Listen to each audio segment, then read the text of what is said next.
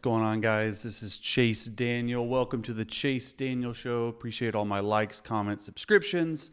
Today we're going to do a little something different. We are going to compare and contrast Baker Mayfield and Jared Goff. Those two guys are going to face off in the divisional round in Detroit. And I'll tell you what, Jared Goff, first of all, has played outstanding all year long. The offense that he runs with Ben Johnson is excellent. He's got an excellent crew of receivers. The running back by committee has been excellent. And look, I'm really excited. Look, I played for the Lions. I'm really excited for the Lions fans. First playoff win in 32 years. And because Dallas got beat, you guys are hosting a divisional round. Let's go to Baker Mayfield and the Bucs. What Dave Canales has done with Baker Mayfield this year has been nothing short of exceptional. He has excelled. Baker's going to get paid in the offseason. Mike Evans, Chris Godwin, Rachaad White, they have a lot of weapons offensively. And Dave Canales has Baker playing some of his best ball of his entire career, rejuvenated his career. Let's break it down. We got 6 plays of Goff. We got 6 plays of Baker, and I hope you enjoy it. Let's break it down right here, right now. All right, we're going to alternate Jared Goff first, then we're going to go Baker Mayfield play, then we're going to go to Jared Goff play, then a Baker Mayfield play. Really love what Ben Johnson and Goff are doing. This is play 4 of the game. It's an absolute BB to Josh Reynolds. I feel like with all the shifts and motions that they do, they're starting in a tight bunch formation. They run the ball a lot. They're going to motion over to 2x2 slot with 2 tight ends. That's probably their number one slot formation play, or formation to run play action. So they're heavy play action, a clear out by St. Brown, Josh Reynolds on a dagger. It's exactly what you want versus too high look. Okay.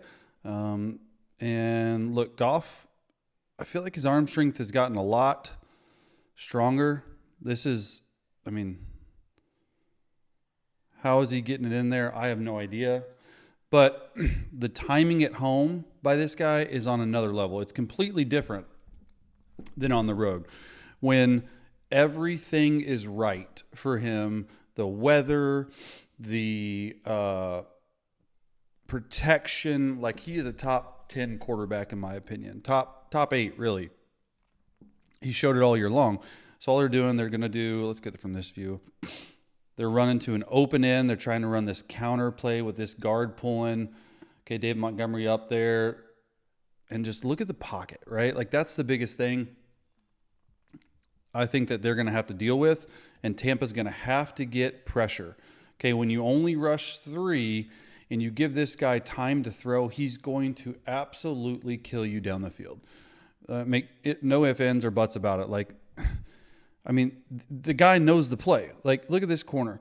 14 knows the play. As soon as these guys block, he just runs over there. They're in a Tampa 2 look, like a quarters look, like he should be over on the right side. But this is one thing they got to figure it out because Tampa is going to blitz and blitz some more. This is an absolute dime, though. Really good catch, too, by Josh Reynolds. St. Brown is obviously the number 1 there, but Josh Reynolds, Jameson Williams Sam Laporta have been a really good compliment. All right, Baker Mayfield. What do you know? Slot formation. Okay, everyone likes this slot formation. Let's see what they end up doing. And they're running the same play. I did not know this when I did it because I just took 6 plays from each. So this time, instead of what Detroit did, okay, Baker's going to bring this guy over here. Huge play action shot, a through route, and a dagger route to Mike Evans. I thought Mike Evans should have done a better job staying up on this. But what's interesting about Baker is that Baker has had the best year of his career, easily. Okay, he's thrown in pockets like this all year long, very muddy. He doesn't need a lot of space to throw the football. But he's also thrown with anticipation and accuracy at a rate that I haven't seen since he came into the league. And I was listening to this broadcast, and the biggest thing he said was that Todd Bowles just lets him be himself. Like, he doesn't try to change him. It started when Sean McVay, when he was with the Rams a couple years, or last year or whatever, 5 years, for 5 games. And it's really changed him. Like, they got some weapons. Chris Godwin, They got some rooks. They got Rashad White running for almost 1,000 yards. Mike Evans over 1,000 yards again. Like, I've been really impressed with how Baker has played. And this game was the best game of his year, and quite possibly one of the best games of his career. Okay, this offensive line, they leave a lot of guys in to block because they struggle with pressure up front. So it'll be interesting to see how they handle Detroit's D-line. Thought Evans could have made it miss. Okay, here you go. Sam Laporta, baller. Okay, motioning over. Josh Reynolds, Ross St. Brown. Like, they got a lot of weapons, and this is what the Rams do more than anyone in the league. They have about a 55% five-man rush rate. Okay, that is not how you beat this guy. He always has answers. That's what's super impressive to me. So I like the matchup of Jared Goff versus that Tampa Bay Bucs defense. And look, they're actually dropping right here. And look at the rhythm. Look at the timing. Look at the rhythm. Okay, these motions are so difficult nowadays for defenders and defenses to diagnose, because you have St. Brown right there. He's going to go in motion. Okay, you're going to clear it out, all right, and you're going to have this back, Jamar Gibbs, out of the backfield. He has a choice route, but then you have Josh Reynolds on a deep cross. So this is an alert through. Okay, Amon-Ra St. Brown is just clearing out. He's not an option. And then you're really reading this alert to this deep cross to this little sit route by the back. And there's not a lot open. They end up rushing 4. They get Aaron Donald one-on-one with a center who gets pushed back. And they're playing like a quarter, half look right here. So it's a half field right here. It's quarters to this side. So this is exactly the right play call. You want to clear out the quarters. You want to bring the deep cross from the half side to the quarters field side, because with 2 vertical, the safety and corner are cleared out. So this is exactly what you're doing. Great play call. But honestly, Jared Goff, you got to get to him early. You got to affect him. You got to hit him. I love how he sort of settles him in a hole right here. He doesn't lead him into a headache. He splits those 2 defenders, is able to give him a ball that he's able to run after the catch right here. Let's see it from this view. So just difficult for a defense, honestly, to handle this, because first of all, you start in 2x2, you bring Laporta over, okay, and now it's 2x2. Then you switch the rules again because you got speed jet motion that you're going to get to. You're in 3-1 now. You're going to get back to 2x2. So you go 2x2, 3-1, 2x2 formation. It just messes with these guys' rules. I don't think the Rams are very good on defense, regardless. But you bring Amon-Ra St. Brown over, okay, and Goff's eyes are great, so he gives it a peek, makes sure this hook curl defender goes with Jamar Gibbs, and this is the hole that you want to hit, okay? Josh Reynolds does a good job getting in there. Really good throw, I thought, like stops him. You don't want to lead him into a headache right there, and they're on the same page. This was an impressive game to me by number 8 too. Nice play. Let's go back to Baker. 2x2 formation, motion and out. You see these good offenses. Dave Canales, they use tight formations. They use motion. They use shifts. They use play action. You have to be multiple nowadays on offense. And I think that Baker and the Bucs right here are doing that. This is a dime. So you see right here, you're disguising Mike Evans' split. You're going to motion this tight end out. He's going to clear it out. You have an option route. You can break in. You can break out. Okay, and then you have a seam route, which I've never really run, and then you have this Omaha whip route. And Omaha's an out, but you're going to whip back in, and the back's going to go here. Usually I've run this with a basic. I sort of like that this is a seam because you're going to read Mike Evans. First of all, you're disguising his look, which Baker does. Okay, watch Baker's eyes. Okay, he's going to go here. He's obviously covered, and it's obviously single high safety. So just by looking this side, I like this little QB vision cone right here, it moves this safety right here off the spot just a little bit. Okay, when you have 3 deep, 4 under, there's an extra underneath defender. Okay, so you have 2 guys on Mike. Baker knows that. And the fact is that it's quick game over here. You got to take 3 in a quick hitch. And when that happens, 41, the hook curl, who should be covering this seam, lets the seam go, and Baker's able to get it over. Baker's able to get it over his head. This is a difficult throw. Okay, this whip route actually holds Bradbury down. So this is the seam route, and you got to throw it between these 3 guys. You got to get it up and down. Okay, you got to get it over this hook curl. This was an amazing throw to me. It sort of holds him up too, so he doesn't get a headache running into the safety. So watch Baker's eyes right here and feet. Okay, look how quick he gets to it. That footwork actually, 41's looking this way. Okay, it gets over there, but he knows there's a defender here. Okay, he's 2-on-1. Get off of it. And by looking this way, you're going to move that free safety, exactly what Baker does. And Baker comes back in a tight pocket, too. Look at this. The right guard's getting driven back. Tight pocket, just over the outreached hand of the defender to 19 for a big play. Okay, back to Goff. See what he's got. I like this play. It's 4th and goal right here. Okay, it's loading a little bit. This is so cool to me. So you got Dan Skipper coming in. Everyone knows what happened in Dallas when they reported. And it looks like they have they got people everywhere. Okay, they got tight ends at running back. They got running backs at receivers. All of a sudden you have a fullback, okay, and you have 2 tight ends, and you have Dan Skipper. So this is Jumbo 13, really 32. No receivers in the game. 23. Jumbo 23. 2 backs, okay, right here, and you got 3 tight ends. So Jumbo 23 means that this is the Jumbo Dan Skipper. So everything tells you that they're going to run. And the fact is, when you get them in this Jumbo 23 personnel on defense, they have to play goal line. So you got a 90 number, you got a 56 number, you got a safety. There's no corners on the field. Everything's meant for the run. So when they shift out to it, they get completely confused. And when you're able to block it like this, okay, it's pretty cool, because what they're doing, they're just running a little hitch route, and they're running Laporta on this back line.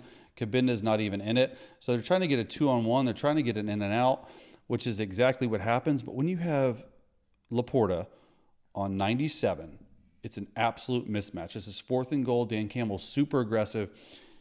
You can't get any more open than this. Such a good play call. Such a good throw. Look at all these guys in this box. There's 22 guys right here in the box. I love this shift. They don't know what to do. They got a lot of guys. They're going to full slide it. So Goff has a really good pocket to throw. Look, you got to affect the passer. And when you got 97 covering Sam Laporta, it's probably the easiest touchdown you've had. All right, Baker. Under center. Okay, usually when tight ends are like this and off the ball, some type of play action shot right here. Let's check it out. You also get them in base personnel, 3-4, quarters defense. See what happens here. Just double go. And he drops a dime. I love watching. Watch these guys. I love watching people like this. Like, no, you should have caught it. That was an absolute dime. And all it is, I love this. Taking a shot inside the 50. These corners have been struggling all game long. It's Goodwin and it's Evans. Pick your poison. Okay. You have this basic cross. You're going to pick this side always versus too high, because you have to hold this safety. This side over here, there's nothing to hold this safety right here. So Baker does a good job. Play action shot. And he throws this. When he throws this, Mike Evans is not past him. Watch this. He's throwing it. He's behind him, but he knows he's going to beat him. Mike Evans is one of the best deep ball route runners in all the game. He had a couple drops last night. If Mike Evans plays up to his standard, they're going to score some points against that Lions secondary, which I think is not really great. Look at this throw. Oh, that's a dime. You cannot throw that any better. All right, back to Goff. Oh my gosh, they're just chucking the ball down the field. It's so cool to see. They're going fast too. Okay, look at the center right here. He snaps it before anyone's ready. Pretty much what they're doing is a 3-level vertical. You have an out, and you have this third corner. And they're doing this in man-to-man coverage. Okay, so everyone gets picked. I love the fact that this St. Brown, okay, he's coming off his tail right here to go to this corner, and you have this guy as well. So he's literally reading this, like St. Brown, as the number one receiver. And, I mean, he has him toasted. Everyone has this toasted. This is what happens when you play man. This is why teams usually in 2-man, what they do is they cone it. So they'd press the point, and then he would be here, and he would be here. He would grab him, and then you go in and out. This would absolutely beat this coverage. But the fact is that look how fast Frank Ragnoff snaps the ball. No one's ready. The ball's already in Goff's hands, and no one has rushed. Everyone has got off the ball on offense, and no one's set on defense. So not only is he throwing the ball well, they're using their cadence, they're using their mechanics to their advantage to get wide open guys. I love this. We used to call it cheetah. Okay, it just surprises people. That's all it is. Full slide too to help out. Let's see if I can get this. Sometimes this is a little bit. There you go. Probably one of the most underrated receivers. I thought he got snubbed in the Pro Bowl. St. Brown is balling. All right, next play. Got a little Baker action. Tell it's man, right? Everyone's got a man. 1x3 slot. Okay, pressure. Looks like it. Let's see what Baker does. Short motion. And I love this. Just make everyone confused. 19's got some wiggles. Just juke the heck out of Darius Slay. Well, all right, let's go back and break this down. So you have Chris Godwin on this deep cross right here, 18 to 22.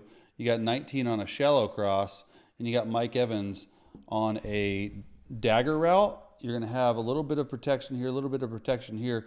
I mean, it's pretty easy. You're just reading 1, 2 to 3. This is why I love these third down plays for Dave Canales and the Bucs. It's just pure progression, right? Just trust what you see. Can you block 5? All right, this tight end's going to go like this, and you're really reading. You're really high-lowing. So you have a shallow cross and you have a deep cross. You're high-lowing this safety right here. If the safety takes this deep cross, you'll throw the shallow. If the safety takes a shallow cross, you'll throw the deep cross. Okay, so let's see what happens here. The safety takes the back. And so that makes it even easier, especially when you have Chris Godwin running interference, and this guy right here is just getting his coattails right there, his curtails, and then you're going to be wide open. Such a good job of being patient, too. Look, when you throw a shallow cross on 3rd and 10, first of all, you're just hoping to get the first down. You're not expecting to score, but these Tampa receivers, especially the young Bucks, had some really good run after catch. So let's see here what we got. 5-man pressure. Okay, you protect it. You give Baker a chance. They're going to get a good play call in, okay, and everyone's going this way. 19's going that way. They get completely confused. They also run into each other because of all this. There's 4 Bucks defenders or offensive guys almost within the hashes.